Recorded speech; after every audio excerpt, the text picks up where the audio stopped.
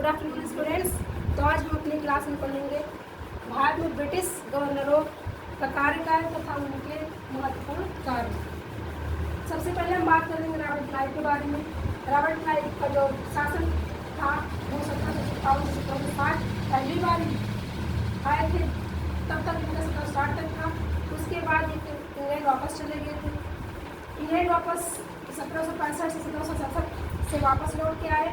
इन्हीं के टाइम पर द्वैध शासन व्यवस्था लागू की गई थी।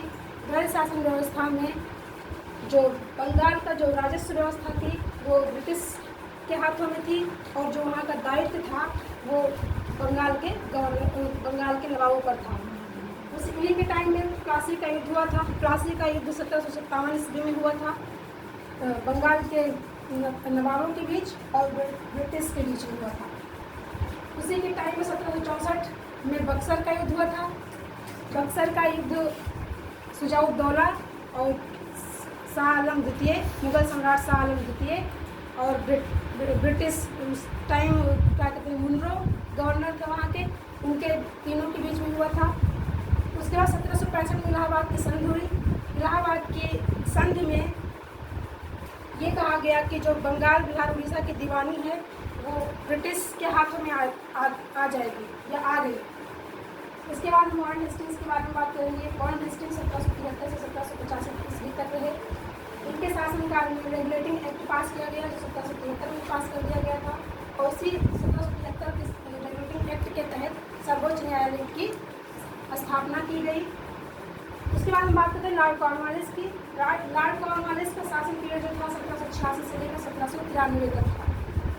इनके टाइम पीरियड में जो सबसे बड़ा लेवल पर विस्तार किया भू राजस्व व्यवस्था को ज़्यादा इस पर काम किया।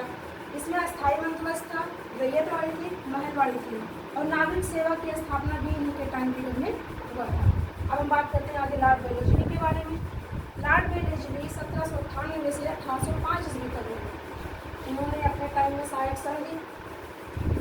संधि हुई, चौथे आंग्ल मैसूर युद्ध हुआ, और 1799 में टीपू सुल्तान की मृत्यु हो गई।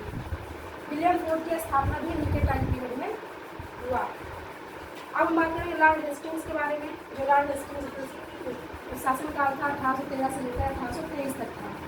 इन्होंने किरदारों का अंत किया, ठगी प्रथा इसको भी कह सकते हैं, जो कि मध्य भारत में विस्तृत था, फैला हुआ था।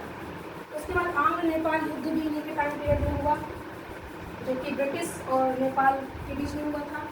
अब हम बात करते हैं विलियम बेंटिक के बारे में।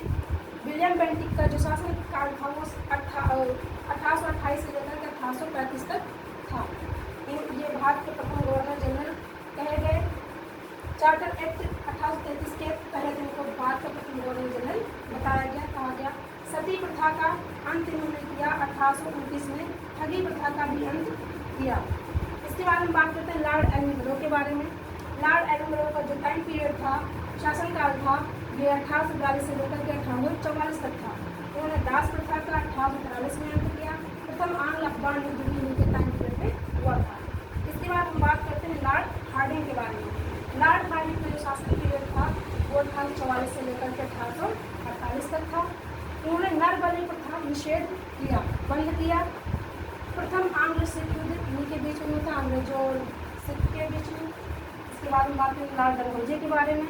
लॉर्ड डलहौजी का जो शासन पीरियड था वो 1848 से लेकर के 1856 तक था। इन्होंने इनको रेलवे का जनक भी कहा जाता है। लोक सेवा विभाग की स्थापना इन्हीं के शासनकाल में हुआ था।